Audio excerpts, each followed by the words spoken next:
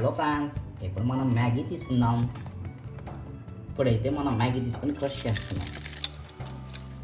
ఇలా క్రష్ చేసేసి గ్రైండ్ చేద్దాం ఫ్రెండ్స్. గ్రైండ్ అయితే చేసాము. ఇప్పుడు కొంచెం రైస్ ఫ్లోర్, రవ్వ, ఆనియన్స్ అండ్ చిల్లీస్ అండ్ ఇప్పుడు వాటర్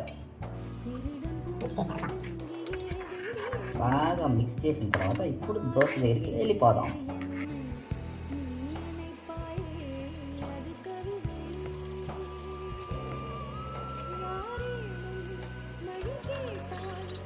కొంచెం తప్పినట్టుంది, ఏమనుకోబాకండి. దోశలో స్పెషలిస్ట్ ఏం కాదు. ఇప్పుడైతే కష్టపడి ఈ మ్యాగీతో దోశ చేసేసాను. అది బాగా రాకపోయినా మనకి సంబంధం లేదు, ఎందుకంటే తినబోయే దివ్యానే కాబట్టి.